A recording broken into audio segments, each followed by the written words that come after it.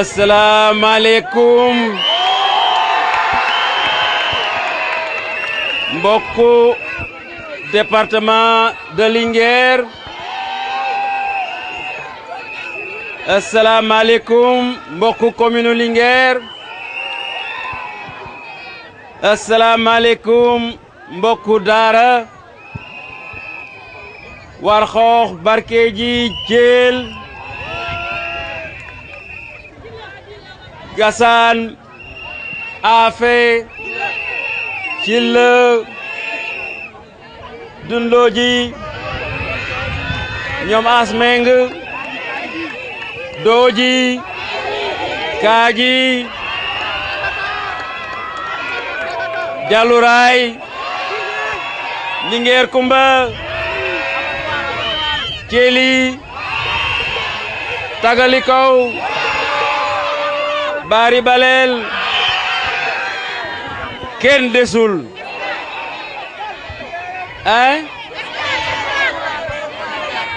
di leen masawu coono waa Xoge nee nañ ñi ngi fi di leen masawu coono ndaxte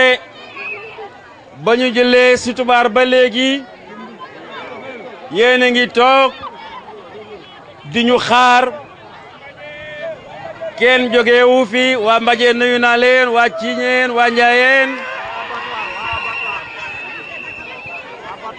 Mbuuseen abattoir Linguère Jamboor bayiwuñ kenn loolu mooy wane ne li fi nekkoon dara jógu fi jàpp nañ sax ne dafa dolleeku ngeen wane ne fii ci Linguère yéen a yore majorité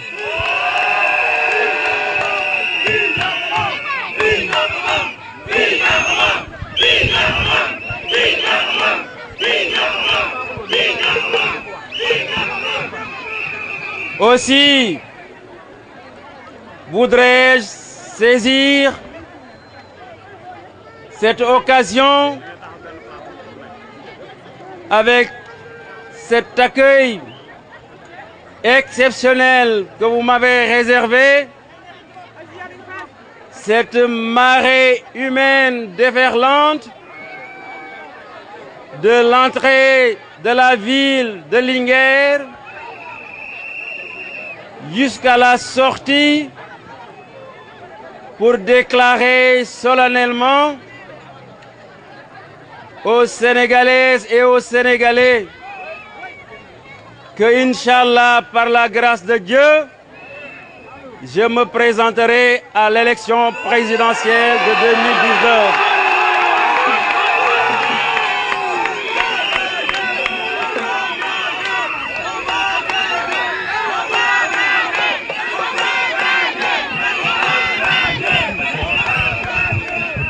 wax leen ne fii nga xam ne fi la juddoo fi la bokk fi la tànn pour wax waa Sénégal Inch'Allah bu neexee yàlla suñu boroom dama fas yéene nekk candidat élection présidentielle 2019 bu ko Macky Sall déggee nag dootu nelaw ndaxte dina xam lu tax ma wax ko bu ma Sénégal yëpp déggaloon xam li ma xam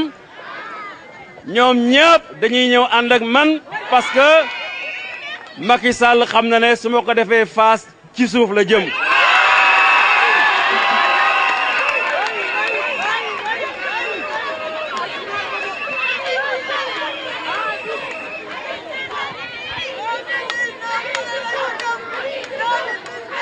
ndaxte Sénégal moom bu ngeen xoolee sax yu bëri mi ngi koy def ci projet de société ni ma waxee woon ne Sénégal noonu lañ ko war a yore foofu la koy sàccee di ko def mais tolloo goñ ci campagne électorale bu ñu ca yàlla yóbbu ak jàmm lu bëri danañ ko leeral wax li nga xam ne moom la ñu fas yéene yore réew mi wax nan la ñuy def ba xale yi am liggéey amum xëy wax nu ñuy def ba sécurité am ci réew mi wax nu ñuy def ba baykat bi gën a naat wax nu ñuy def ba sàmm bi gën a naat wax nu ñuy def ba taxawaayu jigéen gën a dëgër ci mi réew di Sénégal mais yéen déjà waa Linguère bi may ñëw ba léegi waa Ngij nit ñi di génn di ma tertu loo xam ne lii gëj na fee am mooy wane ne sonn ngeen jaaxle ngeen doyle ngeen ci seen responsable locaux yi fi nekk li ma bëgg ngeen xam ko nag mooy ñun li ñu fas yéene parce que ñu ngi ci un front pour la résistance démocratique bokk koog waa ñi nga xam ne ñi ngi fii di ay parti d'opposition la ca jiitu nga xam ne ñun dañ koy bañ mooy Aly Ngouille Ndiaye du organiser suñu élection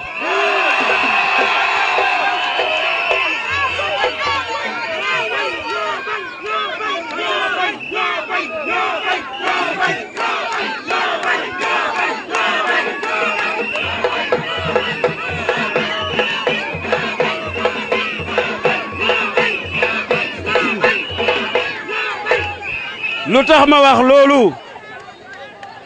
yéen ñi dëkk fii ci dëkk bi xam ngeen nu mu demee yéen xam ngeen ne yéen a yore majorité mais soo ko daan wax nit ñi duñ la gëm koo xam ne kii da ngay dem jëli ñoo xam ne Kédougou la ñu dëkk ñii dëkk Bakel ñii dëkk Tambacounda jógee ci village yi nga xam ne dëkkuñ ci dëkk bi nga sol ko ba mu fees pour gagner ay élections ñu dénk le ministère de l'intérieur nga ne da nga organiser élection présidentielle ñoo bañ duñu ko nangu.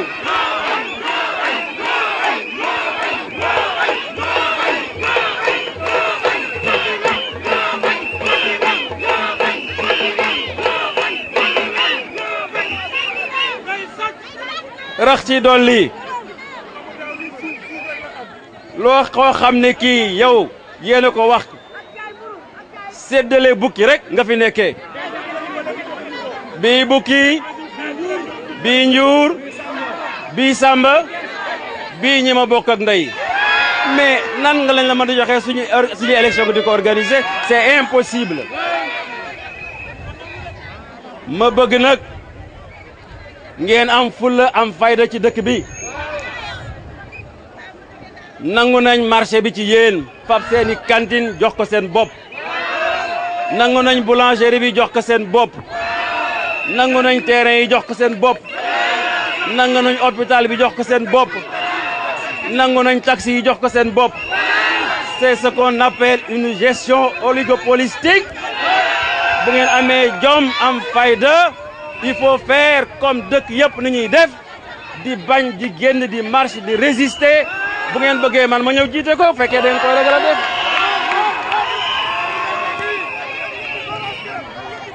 parce que li nga xam ne Macky Sall mi ngi ko bëgg a def di parrainage nga xam ne day jalgati élection bëgg a tànn ay nit ñoo xam ne ñii ñoom rek ñoo mën a dem nekk candidat à l'élection présidentielle parce que xam na ñoo xam ne buñ jàkkaarloog moom mu daanu loolu na ngeen taxaw ànd ci opposition bi bañ ko pas de parrainage au Sénégal moom lay wax entre un ministre de l'Intérieur fraudologue et un ministre de la Justice qui passe tout son temps à consolider les manipulations de la Constitution et à déconsolider les acquis de la démocratie, il ne saurait y avoir d'élection transparente.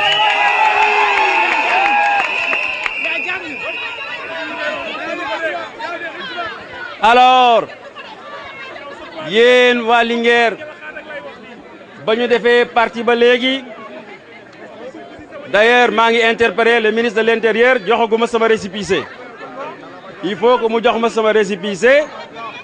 parce que aw nañu yoon bi ñu war a jaar booba léegi jotaguñu suñuy kayit ma def fii nag première sortie parti de l'espoir et de la modernité tuddee ko yaakaaru réew mi yéen waa Jolof su ma waxee yaakaaru réew mi ngeen war koo gëm ndaxte ba ñu àndee ñu nekk booba léegi opposition jël pouvoir liggéey fi loo xam ne kenn mënu fee liggéey mosuñu leen a wor may wax toujours ci Sénégal loo gisee manaan man dama bëgg nekk président du Sénégal sama loxo dafa set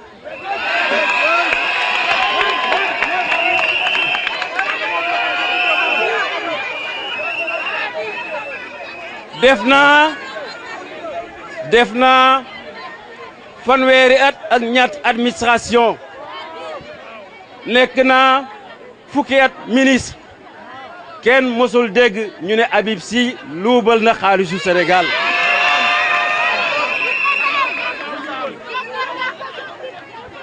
te léegi mais valeur yooyu la jeunesse yi bëgg koo xam ne kii boo ko dénkee sa réew mu lekk sa alal mu jaay li nga am wax dëgg yàlla nag boo amee fulla ak fayda ngeen mën a ràññee nag il faut que sénégalais yi yeewu ci loolu koo xam ne kii yaakaar nañ ne sàcc nga koo xam ne kii yaakaar nañ ne da ngay luubal alañu réew mi koo xam ne kii xam nañ ne yëguloo nit ñi faale woo leen koo xam ne valeur yi nga xam ne moom la ñuy Sénégal di lambo yore woo ko wala njortoo ko ci moom ëllëg si biir na ngeen moytu teg seen loxo ne puus ko pour mu nekk li nga xam ne mooy jiitu réew mi en tout cas kontaan naa fa kontaante yem bég naa fa mbégte yem léegi li ci des rek mooy ngeen préparé nag ngeen préparé su ma demee ba ne man dama bëgg a nekk président de la république yéen dama leen di jox mission yéen waa Linguère mission bi mooy pour ñu jëlaat suñu base reconquérir la commune moomaat département bi yéen a koy dox man sama mission mooy dem conquérir le Sénégal pousse Macky Sall mu daanu ndax mission boobu da ngeen ko def reconquérir la base ay jolof-jolof ngeen lu ngeen mos a wax mu am kon nag gëm naa li ngeen wax nelaw amatut noppali ko amatut na ngeen jëli seen carte d'identité yi ba ngeen jëli seen carte d'identité yi bu ko jaree yéen waa Linguère na ngeen organiser wu front de résistance démocratique am na ay jeudi de la résistance yu ñuy def bu ko jaree ngeen di jël par alxames yéen ñëpp laaj autorisation dox ci dëkk bi manifester pour ñu jox leen seen carte d'identité parce que avec Macky Sall et son régime tant que xeexu leen bañ taxaw ci tali bi ne leen seen droit nañ leen ko jox li loi bi wax ñoom xam ngeen seeni pexe mooy frauder les élections sàcc ko jàll au premier tour te ñëpp xam nañ ne loolu mënul am même Moustapha Cissé Lo dégg ngeen li mu wax Moustapha Cissé Lo ku am flair politique la na ngeen koy déglu bu baax maa ngi koy nettali gaa ñi keroog 2010 la taxaw màggalu Touba mu ne ma Habib Sy yéen ak Ablaye Wade da ngeen di daanu mais maa ngi lay biral ne ku jël réew mi ëllëg man danaa ci bokk mu def loolu bu taxawee tey moom mi nga xam ne moo puusoon Macky Sall mu falu mu ne wóoru ko ne Macky Sall dana jàll premier tour ngeen mën koo gëm bu fekkee nit ñi li ñuy wax dëgg la ci ñoom li ñuy wax ci Ndakaaru baykat yi di ko wax pêcheurs yi di ko wax xale yi di ko wax jàngalekat yi di ko wax étudiants yi di ko wax élèves yi di ko wax Macky Sall xam naa ne 15% sax du ko am à l'élection présidentielle mais yéen waa Jolof nag dama bëgg ngeen takku pour que ëllëg si biir bu ñuy daaneel Macky Sall bu leen ci kenn ëppale. En tout cas c'est possible kontaan naa bég naa jërë ngeen jëf. Assalamu alaikum wa rahmatullahi wa barakatuh. Ici, sur la terre de mes origines, déclarer aux Sénégalaises et aux Sénégalais que, Inch'Allah, par la grâce de Dieu, je me présenterai à l'élection présidentielle de 2019. Parce que nous en avons la capacité pour diriger ce pays. Nous avons des idées, nous avons un projet de société, nous savons comment conduire le Sénégal, nous avons des solutions pour l'emploi des jeunes, nous avons des solutions pour ce qui concerne les problèmes de l'enseignement, nous avons des solutions pour la santé, nous avons des solutions pour la sécurité, nous avons des solutions pour l'agriculture et pour le paysan sénégalais. En fait, de façon globale, nous avons été les premiers à élaborer un projet de société pour notre Sénégal. Aujourd'hui, le pays est en déliquescence. Aujourd'hui, Macky Sall et son pouvoir, en dépit de toutes les déclarations sur un taux de croissance qui friserait les 7% ou 7,7%, la pauvreté est là. Vous l'avez constaté, ce n'est pas moi qui le dis, ce sont les organisations internationales. Au nord du Sénégal, une partie du département de Linguère, les gens sont menacés par la faim. Comment pouvez-vous comprendre que dans un pays où il y a le fleuve Sénégal, à Podor, à Matam, où l'eau coule à flot, qu'on déclare que ce sont ces localités qui risquent de mourir de faim? C'est le témoignage de l'incapacité d'un gouvernement. Comment pouvez-vous comprendre qu'au XXIe siècle, des jeunes, des milliers, traversent le désert pour aller mourir, soit dans ce désert, soit dans l'océan, parce qu'ils n'ont plus d'espoir? C'est pour cela que nous avons appelé notre parti, parti de l'espoir et de la modernité. Pourquoi les jeunes vont en Europe? Mais c'est parce que les Européens, les Occidentaux, ont travaillé pour rendre leur pays moderne. Nous avons l'ambition, nous aussi, de faire de notre pays un pays moderne, où il fera beau vivre, où les jeunes n'auront pas besoin de traverser le désert ou bien d'aller mourir dans les océans. Un pays où l'agriculture va produire ou bien procurer des revenus substantiels aux paysans. Un pays où les jeunes vont trouver de l'emploi. J'ai même fait des propositions dans mon projet de société. Et eux-mêmes, dans le gouvernement, il y a certains qui m'ont dit que ce que je propose comme solution pour l'emploi des jeunes est extrêmement pertinent. Ils ont essayé de le copier, mais ils n'ont pas réussi. Ne parlons pas encore des problèmes, des solutions que j'ai proposées pour la santé, pour l'agriculture. En tout cas, nous ne sommes pas encore en campagne électorale. Mais Inch'Allah, par la grâce de Dieu, nous aurons l'occasion et l'opportunité de développer toutes nos idées, toutes nos pensées. Je veux souligner aussi que si je suis candidat à l'élection présidentielle, je souhaiterais être le candidat des vadistes. Je ne suis plus au PDS, mais je suis nourri de la pensée de mon maître. Cela veut dire tous ces Sénégalaises, tous ces Sénégalais qui encore embrassent la pensée de notre maître Abdoulaye Wade. Et ça aussi, j'aurai l'occasion de le développer. Je ne cherche pas son parrainage, mais il est mon maître en pensée. Par conséquent, les vadistes, c'est plus large que le PDS. Karim Wade est le candidat du PDS. Mais moi, je suis le candidat des vadistes. Tous les PDS ne sont pas des vadistes. Mais